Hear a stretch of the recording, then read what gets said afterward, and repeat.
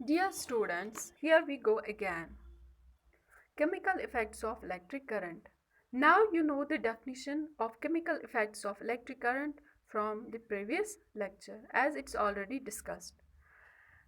Chemical effect of electric current, it is defined when current is passed through any solution.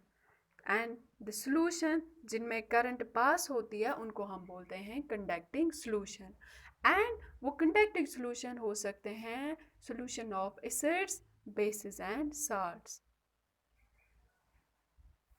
ठीक है, तो अब हम यहाँ पे देखेंगे, या हम थ्योरेटिकली देखते हैं।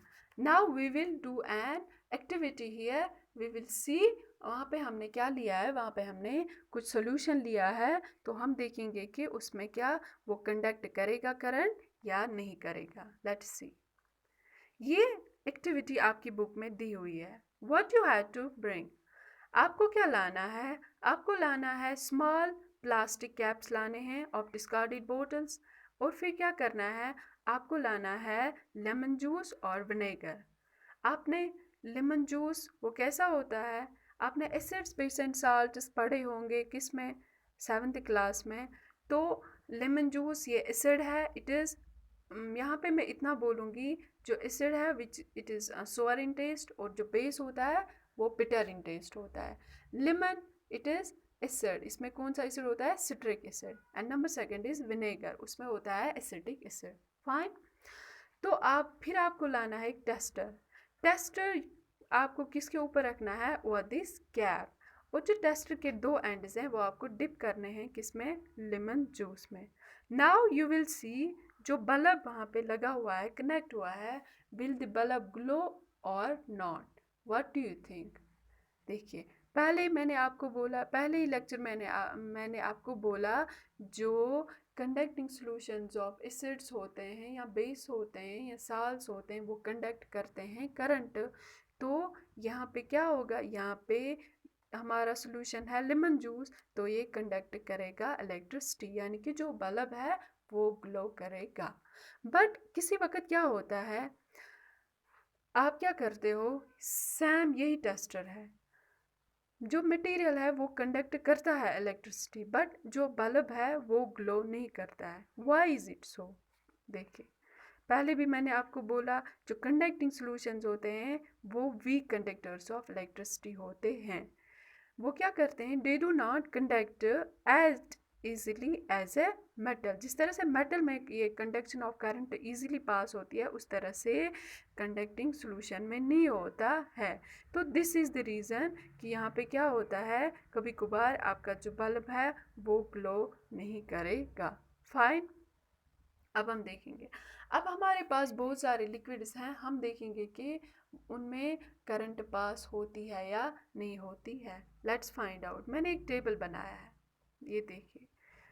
कल मैंने आपको बोला effects of current, magnetic effect, heating effect. Magnetic effect में हम क्या करते हैं, उसमें जो मैग्नेटिक कंपास जो होता है उसकी जो नीडल होती है, जब हम उसको क्या रखते हैं नियर टू द करंट, उसमें वो नीडल डिफ्लेक्ट होती है। अब हमें यहाँ पे क्या करना है, यहाँ पे कुछ मटेरियल्स हैं, हम देखेंगे जो जब हम मैग्नेटिक कंपास की नीडल है उस में डिप करेंगे, तो जब हम उसमें क्या करेंगे, उसमें करंट पास करेंगे, विल इट डिफ्लेक्ट और नॉन।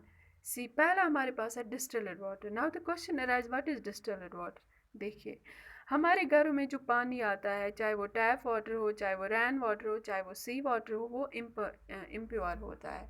इम्प्योर का मतलब कि उसमें लिटिल अमाउंट ऑफ साल्ट होता है। बट जो डिस्टिल्ड वाटर है इट्स टोटली प्योर, क्या होता है, इसमें कोई मिनरल साल्ट नहीं होता है। और ये कहाँ पे अवेलेबल होता है, ये आपको मिलेगा मेडिकल स्टोर में, या आपकी स्कूल लैब में भी ये डिस्टिल्ड वाटर अवेलेबल होता है। So it's totally pure without any mineral salt, तो इसलिए ये पुअर कंडक्टर ऑफ इलेक्ट्रिसिटी है, यानी कि तभी इसमें क्या नहीं होता है, इसमें इलेक्ट्रिसिटी पास नहीं होती है। ठीक है, रही बात टैप वाटर की, मैंने अभी बोला टैप वाटर में मिनरल साल्ट होता है, तो tap water is a good conductor of electricity.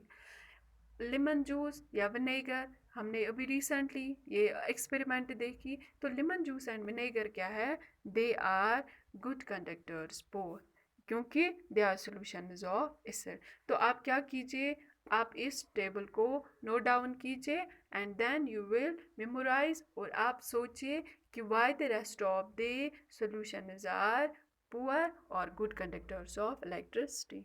Fine. देखिए हमारे पास ईयर है, आपको क्या लगता है air poor conductor of electricity है या गुड कंडक्टर ऑफ इलेक्ट्रिसिटी? देखिए ईयर जो है ना, ईयर हम रखते हैं in the category of poor conductor. तभी हम यहाँ पे एक थिंग आप नोट कीजिए, हम मटेरियल्स को तभी नहीं बोलते हैं कंडक्टर्स और इंसुलेटर्स, हम बोलते हैं गुड और पुअर कंडक्टर। यानी कि पुअर में क्या हो जाता है, कभी कभार ये कंडक्ट करते हैं इलेक्ट्रिसिटी। अब आप सोच रहे होंगे हाउ इज़ इट पॉसिबल। देखिए ईयर है ना, ईयर को हम रखते हैं पुअर कंडक्टर ऑफ इलेक्ट्रिसिटी में। आपने देखो जब लाइटनिंग होती है, यानी कि उस टाइम क्या होती है, करंट पास होती है, तो इसका मतलब उस टाइम ईयर क्या करता है, उसमें करंट पास हो जाती है। तो इसीलिए हम क्या मटेरियल उसको क्लासीफाई नहीं करते हैं एज कंडक्टर्स एंड इंसुलेट्स, हम क्या रखते हैं, we classify them as good conductors and poor conductors. तो आप क्या देखोगे, जब लाइटनिंग हो जाती है उस टाइम क्या है, एयर में करंट पास होती है। Indeed air is a poor conductor under all conditions, but जब लाइटनिंग होती है उस टाइम अंडर सर्टेन कंडीशंस उसमें क्या होती है, करंट पास होती है। यह नोट डाउन करोगे, ठीक है। अब है नेक्स्ट हमारे पास, देखिए नेक्स्ट में हम क्या देखेंगे, अब हम क्या बोलते हैं कि जो chemical effect of electric current है, जब हम क्या करंट पास करते हैं थ्रू अ कंडक्टिंग सॉल्यूशन, यहाँ पे कुछ इफेक्ट प्रोड्यूस होता है। कौन सा इफेक्ट प्रोड्यूस होता है, यहाँ पे कुछ केमिकल चेंजेस आते हैं। Let's find out with this experiment. देखिए आपको क्या लाना है, पहले मैं आपको ये डिस्क्रिप्शन देती हूँ। ये है ड्राई सेल हमारे पास, ये internal structure of dry cell की है। ड्राई सेल हम यूज़ करते हैं हमारे घरों में बहुत सारी चीज़ों में, या आप रिमोट्स आप घरों में होते हैं, या रेडियोस होते हैं, या वॉच क्लॉक्स होते हैं, उनमें कौन सी सेल होती है, उनमें ये ड्राई सेल होती है। ये देखिए लीजिए आप, ये डायग्राम है ड्राई सेल की, ठीक है। ये जो है ना ड्राई सेल, इसमें क्या होते हैं, इसमें एक कार्बन रॉड होती है, ये देख लीजिए आप, कार्बन रॉड। कार्बन रॉड में इसमें क्या दो टर्मिनल्स होते हैं, one is positive and another is negative terminal. Positive terminal को हम बोलते हैं एनोड एंड नेगेटिव टर्मिनल को हम बोलते हैं cathode. So between the terminals क्या होता है, लाइज इज कार्बन रॉड, और इस carbon rod, this carbon rod is surrounded by some chemicals which provide, जो क्या करते हैं, जो केमिकल एनर्जी प्रोवाइड करते हैं टू द सेल। ध्यान से सुनो, between the terminals positive and negative lies a carbon rod, और दिस कार्बन रॉड क्या है, ये सराउंडेड होती है बाय सम केमिकल्स जो प्रोवाइड करती है chemical energy to the cell. जब यहाँ पे केमिकल रिएक्शन होती है बिटवीन द कार्बन रॉड्स, तो क्या तभी जाके इलेक्ट्रिसिटी प्रोड्यूस हो जाती है, ठीक है। सो ड्राई सेल में कैसे इलेक्ट्रिसिटी प्रोड्यूस होती है, बिकॉज ऑफ केमिकल रिएक्शन यहाँ पे प्रोड्यूस करते हैं इलेक्ट्रिसिटी, ठीक है। अब देख लीजिए हमें क्या करना है, पहले मैंने आपको कार्बन रॉड समझाया, अब देख लीजिए ये आपकी एक्टिविटी है। इसमें क्या करना है, आपको दो कार्बन रॉड्स लाने हैं फ्रॉम द टू सेल्स, ठीक है, from the two discarded sales.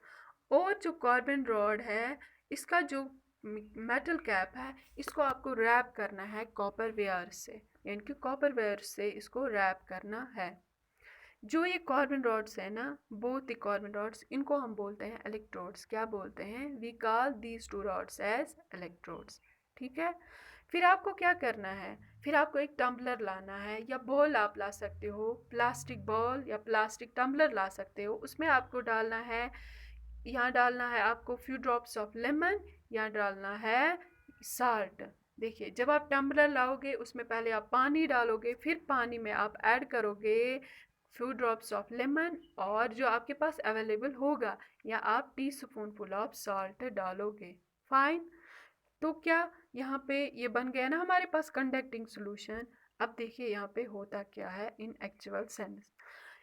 जब करंट पास हो जाएगी आपको वेट करना है फॉर 3 to 4 मिनट्स। आप देखोगे वहाँ पे क्या आप नोटिस करोगे, जो ये इलेक्ट्रोड्स हैं, देखिए एक है लेफ्ट साइड एंड दूसरा है राइट साइड, वहाँ पे आप देखोगे गेज बबल्स। क्या देखोगे? Gauge bubbles. कैसे देखोगे गेज बबल? ये कहाँ से आया? देखिए जो वाटर यहाँ पे होता है वो डिसोसिएट होता है, वो स्प्लिट होता है।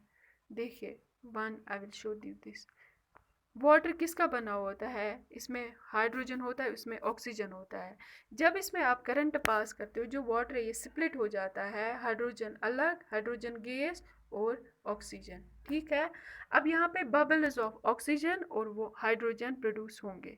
जो ऑक्सीजन है वो कहाँ पे डिपॉजिट हो जाएगा? It will get deposited at the positive terminal, जिसको हम बोलते हैं एनोड। ठीक है, और जो हाइड्रोजन गैस है, हाइड्रोजन गैस के बबल्स वो डिपॉजिट हो जाएंगे on the other electrode which is negative, यहाँ उसको हम बोलते हैं कैथोड। सो यहाँ पे क्या हुआ है?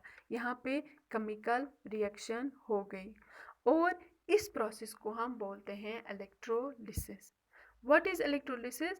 chemical reaction taking place at the two electrodes या chemical decomposition, यानी कि यहाँ पे दो जो ये आपने देखे दो केमिकल्स डिकम्पोज हो गए एट द टू इलेक्ट्रोड, और वो केमिकल्स क्या क्या थे? वो आप हाँ ऑक्सीजन था और हाइड्रोजन गैस था। ये डिकम्पोज हो गए इन दो रॉड्स पे एट द टू टर्मिनल्स। ठीक है, तो इस प्रोसेस को हम बोलते हैं electrolysis. So the resulting effect of electrolysis को हम बोलते हैं केमिकल इफेक्ट। ठीक है, I will repeat it. What is electrolysis? जब केमिकल रिएक्शन हो जाती है at the two electrodes in solution, उसको हम बोलते हैं electrolysis. And the resulting effect of electrolysis is called a chemical effect. मतलब यहाँ पे कुछ केमिकल चेंजेस आ जाते हैं जब आप इनमें क्या करते हो? करंट पास करते हो। ठीक है, आई होप आप लोगों को ये चीज़ें समझ आई होगी। देखिए अब इलेक्ट्रोलिसिस ये हमने इनकी इसकी कुछ एप्लीकेशंस हैं, इनको हम इंडस्ट्रीज़ में इस्तेमाल करते हैं। अब आपको क्या मिला यहाँ पे? यहाँ पे आपको दो प्रोडक्ट्स मिले, एक मिला हाइड्रोजन गैस और ऑक्सीजन गैस। हाइड्रोजन गैस को हम फिर एज अ फ्यूल भी इस्तेमाल करते हैं। ठीक है, तो ये इसकी एप्लीकेशन है इलेक्ट्रोलिसिस की, इनको हम इंडस्ट्रीज़ में भी इस्तेमाल करते हैं। और इससे हमें क्या मिला? इस वाली इलेक्ट्रोलिसिस से हमें मिला, हमें क्या मिले? दो प्रोडक्ट्स यहाँ पे मिले, one is hydrogen gas fuel and another is breathable oxygen. Fine.